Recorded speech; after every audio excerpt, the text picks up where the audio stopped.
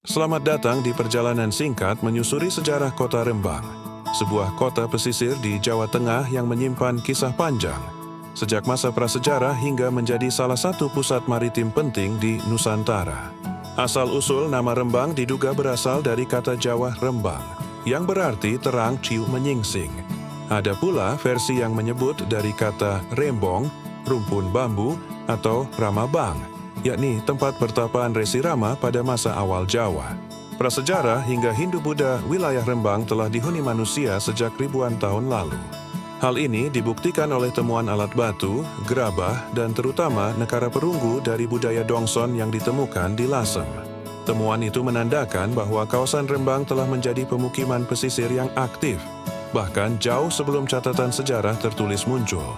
Memasuki masa Hindu-Buddha, sekitar abad ke-8 hingga ke-11, Rembang berada di bawah pengaruh Kerajaan Medang dan kemudian Majapahit. Letaknya di jalur pelayaran membuat wilayah ini menjadi titik singgah penting bagi pedagang yang datang dari berbagai pulau.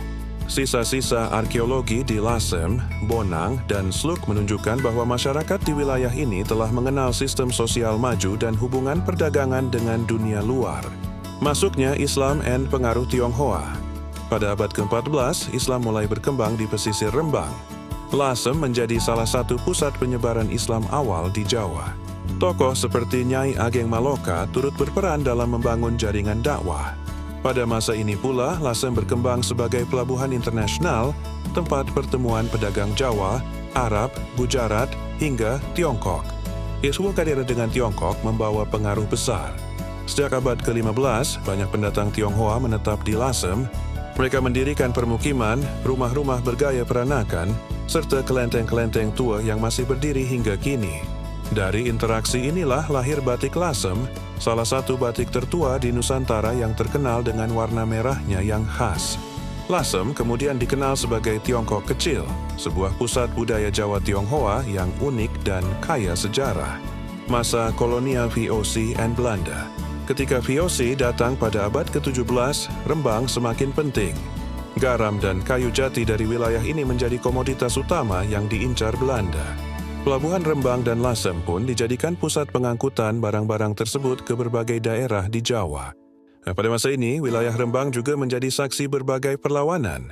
Salah satu yang terkenal adalah pemberontakan Lasem pada 1740 Juruzetsun 3 yang dipimpin tokoh Tionghoa Jawa seperti Tan Sin Ko dan Oe Ing Kiat.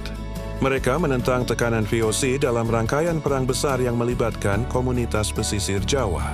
Di bawah kolonial Belanda, Rembang masuk dalam Karesidenan Rembang bersama Tuban, Bojonegoro, dan Blora.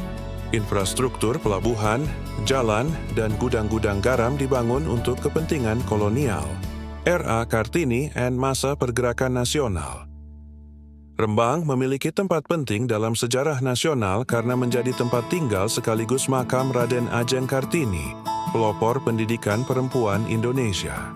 Setelah menikah dengan Bupati Rembang, Kartini tinggal di wilayah Bulu hingga wafat pada tahun 1974. Di kota inilah banyak gagasan modernnya ditulis dan dikenang hingga kini. Jepang, kemerdekaan, hingga era modern. Pada masa pendudukan Jepang, pelabuhan Rembang dipakai sebagai pusat logistik militer.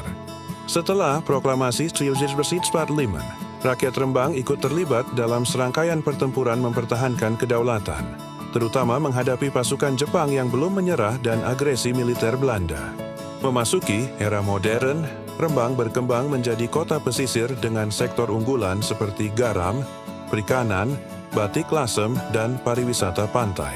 Kawasan Kota Tua Lasem kini menjadi destinasi heritage yang terkenal, sementara Pelabuhan Tasik Agung dan Sluk menjadi penopang ekonomi maritim.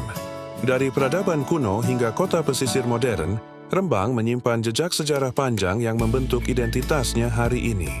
Itulah sejarah Rembang dalam 4 menit, sebuah kota tua yang tetap hidup dan terus berkembang.